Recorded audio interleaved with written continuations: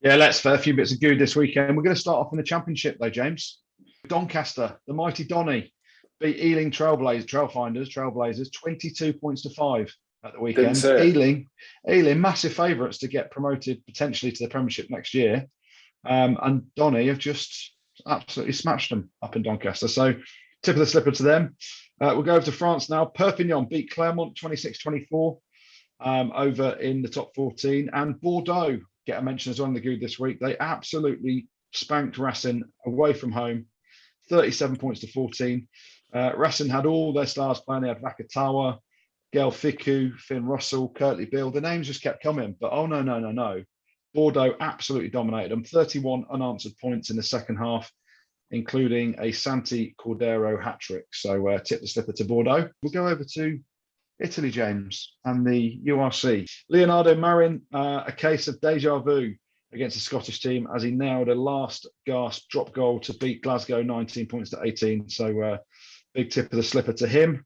London Irish are going to get a mention in the Goode this week. 22-19 victors at the champions. Harlequins win the West London derby. Gloucester, they're going to get a mention. Yay, as well. Yeah, mate, they played well. They beat Wasps 35-33, I think it was in the end. That's all you need to convince, isn't it? Once they beat Wasps, that's not the convincing. They can have a mention. Mate, they can have a mention in the Goode this week. They don't win it, they get a mention. Saints are going to get a mention as well. They dominated Bristol's towards the end of the game to win 36 points to 20, with a couple of lovely tries there as well.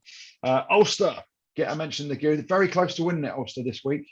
Ulster beat unbeaten Leinster for their first win in Dublin since 2013, but the Goode can only go to one place this weekend, James. I know where you're going with this. You're going hashtag always, aren't you? It's been a while. I ain't going hashtag always Edinburgh.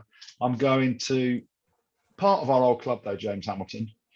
We're both Leicester Tigers ex-players. It can only go to one man. So Kevin Sinfield, he ran 101 miles in 24 hours last week from Leicester to Leeds. He's raised over 1.5 million quid, split between the MND Association and Leeds Hospitals charity, two charities that are obviously very close to his heart. For Rob Burrow, his great friend, and also I know he's done a lot of work with the Leeds Hospitals charities as well. So what an inspirational bloke. So Kevin Sinfield, you win the Goode this week. Anyway, let's go on to the bad. We'll start off with you, James Hamilton. Oh God, what have we done now? Not you, but the game you were at. The Dragons, they've got to get a mention of the bad. They got hosed at home. To do with me. Well, you were there commentating. They got hosed at home by Edinburgh, 30 points to 14, so not great from them. Racing get a mention of the bad. They got smashed at home by Bordeaux. Bristol's as well get a mention of the bad. Struggle City again. Yeah, they got absolutely annihilated at scrum times on Friday night. No Carl Sinclair, no John Arfoa, and they basically had their heads shoved up their own arses trying to see what they had for lunch at scrum time. So Bristol's not a good day at the office at set piece. But the bad this week goes to a combination of things, but one thing in general. So we had the cancellation of the Barbars versus Samoa game. Rob Kearney was denied his swan song game for the Barbars, and Joe Takori was supposed to play his last ever game for Samoa as well. That was taken away from both of those two guys. The URC game's cancelled, and Munster and Cardiff are stranded in South Africa at present, although Munster have just been given clearance to get back to Ireland. A lot of questions around what Cardiff can do. Scarlets have come back and they've got a 10-day isolation in Belfast.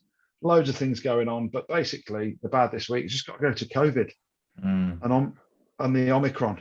And basically, Jim, I'll blame you. I'll blame the man who went the bat if that is the case. I'm going back to that. Who else is there to blame? So the bad this week goes to the COVID disruptions, the fact that all the games got cancelled, and a couple of absolute legends missed their swan songs for the Barbars and for Samoa. And then the ugly, only one real ugly thing this weekend, Byron McGuigan. He always looks angry and plays like he's some big hard man trying to start a fight when no one can fight. In the olden days, Jim, you'd have just knocked him out, wouldn't you? Well, I reckon he could go. I reckon our northerner, he's got a full sleeve tattoo. He's got I mean, you talk about fades and a lid. That is a fade to be envious of. Anyway, it doesn't matter about a fade. It doesn't matter about a nice tat or whatever. Can he do it, pal? No, you can't. So the ugly this week goes to the UFC body slam ×2 for Byron McGuigan and the justified red card he got given.